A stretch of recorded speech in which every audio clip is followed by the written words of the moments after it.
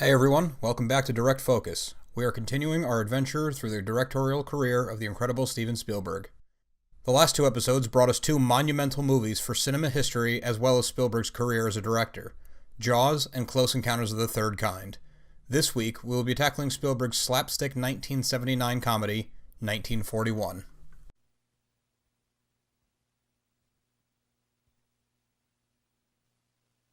December 1941. The California coast. The Japanese had just bombed Pearl Harbor. A nation's heroes were on the alert. Look, you guys, a Jap sub! The dummy's right.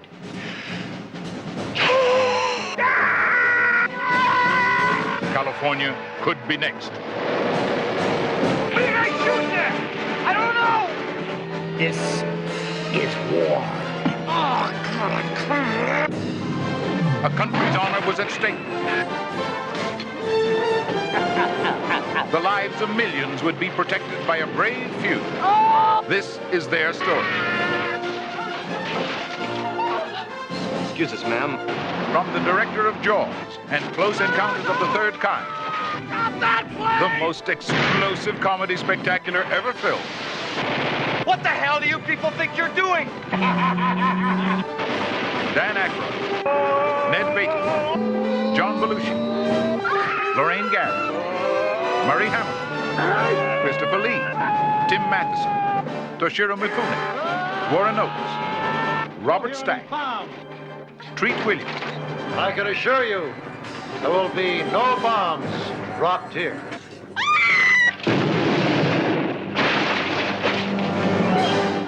Boy, that was fun! Universal Pictures and Columbia Pictures present an 18 production of a Steven Spielberg film.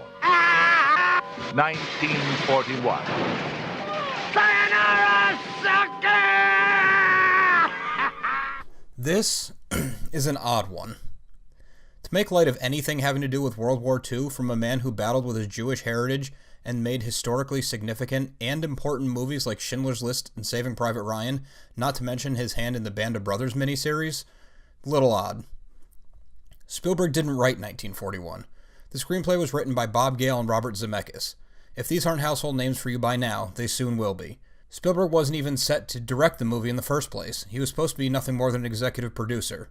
That's why the movie opens up on a clever Jaws spoof with a similar score and Susan Backlany recreating her scene.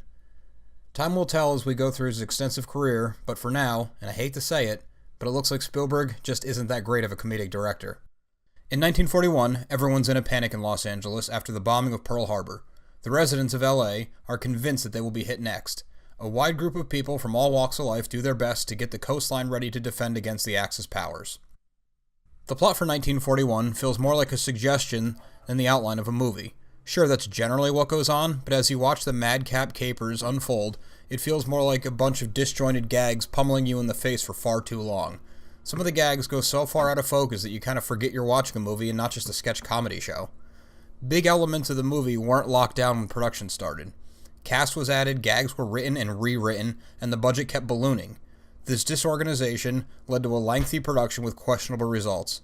It also left Columbia and Paramount with a very large budget that took a long time to recoup. It's almost bizarre that the movie didn't work. Spielberg, Gale, Zemeckis, these are all experts behind the scenes. 1941 also had a who's who of the day's working comedians and actors. John Candy, Dan Aykroyd, John Belushi, Ned Beatty, Christopher Lee, Robert Stack, and Samuel Fuller. That's just to name a few of the top billed. No one really got enough screen time with all the disorganization going on. Rumor has it that a lot of the story and character moments were cut to get this movie to the 2-hour runtime it was released at. It's said that these elements make it a much better movie. I personally found this movie at 2 hours to be a half hour too long already, so adding in time wouldn't solve the problems it had for me. I'm going to keep it short this week. This was a mere bump in the road for Spielberg, and maybe we have this mess to thank for the more respectful and certainly better made World War II related projects he would have later in his career. We were light on trivia this week as well, but it just wasn't a special movie. If this on-the-nose slapstick kind of comedy is your thing, you are better off with Airplane, the Naked Gun movies, Blues Brothers, the list goes on and on. Thanks again for watching. Next time, we get into something really exciting, Indiana Jones. Be sure to subscribe to our channel. Also be sure to watch the other show I do with my wife, Marital Martial Arts, where we dip into her fighting background to go over fight movies.